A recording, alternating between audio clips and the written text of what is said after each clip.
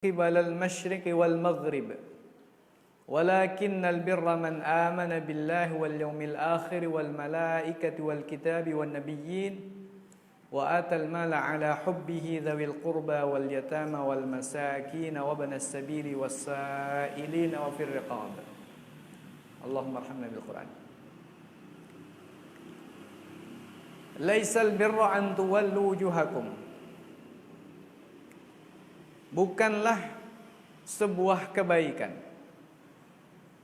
an tuwallu wujuhakum qibalal masyriq wal maghrib, sekedar kalian hadapkan wajah kalian qibalal masyriqi, ke arah timur, wal maghribi, dan arah barat.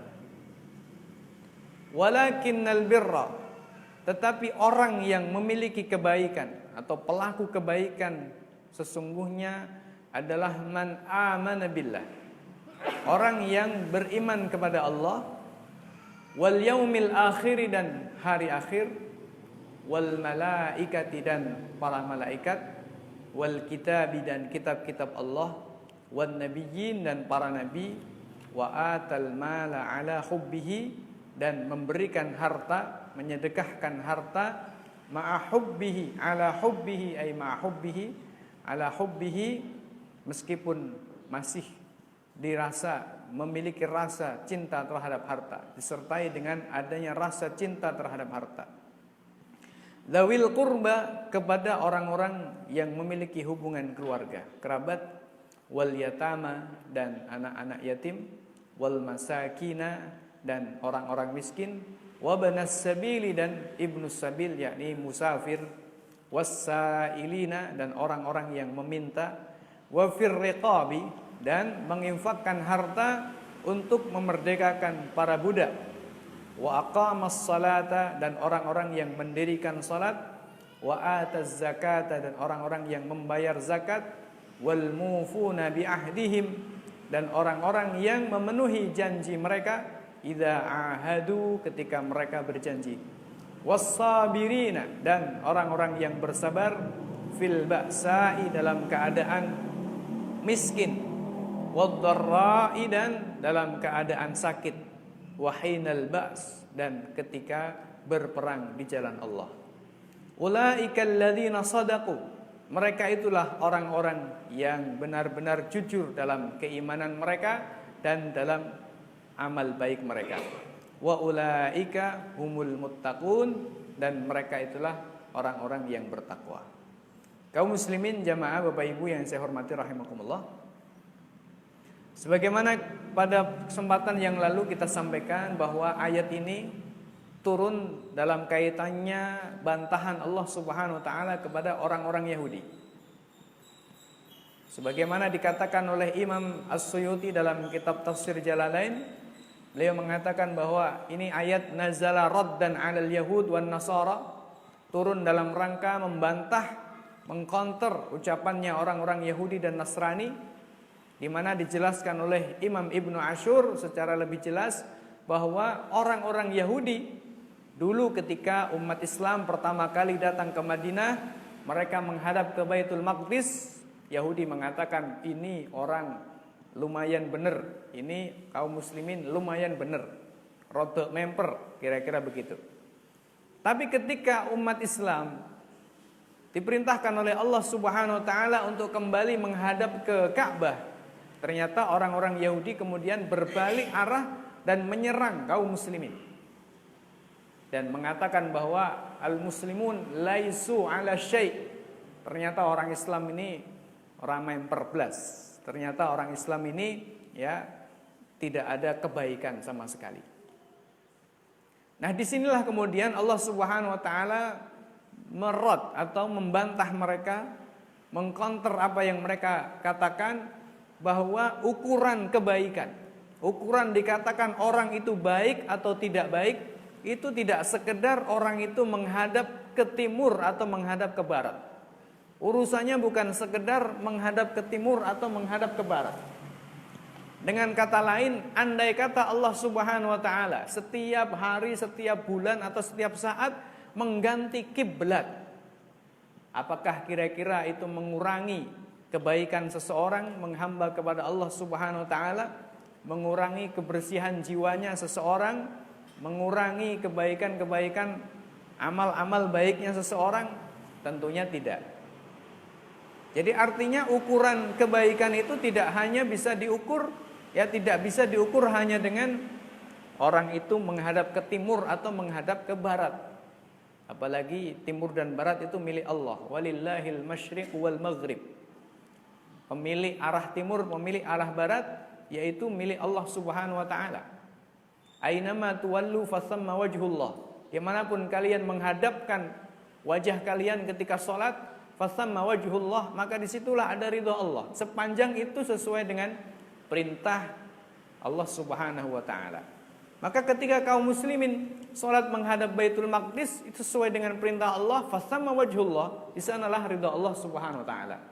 Ketika kaum muslimin sholat menghadap Ka'bah sesuai dengan perintah Allah, maka fasamma wajhullah, di sanalah ridha Allah Subhanahu wa taala. Andai kata Allah Subhanahu wa taala mengubah arah kiblat pada arah yang lain, bukan lagi ke Ka'bah, bukan lagi ke Baitul Maqdis, mungkin ke arah utara atau ke arah selatan atau ke arah mana saja, fasamma wajhullah, maka disitulah ridha Allah Subhanahu wa taala. Jadi yang menjadi masalah ini bukan persoalan menghadap kemana, tetapi menuruti perintah siapa, atas dasar apa. Kaum muslimin jamaah Bapak Ibu yang saya hormati rahimakumullah. Oleh karena itu kemudian Allah Subhanahu wa taala menyampaikan, melanjutkan ayatnya, walakinnal birra, tetapi orang yang baik itu. Jadi ukurannya orang baik itu seperti apa? Apakah sekedar menghadap ke timur ke barat? Jawabannya tentu tidak. Laisal birra an tuwallu wujuhakum qibalal masyriqi wal maghrib.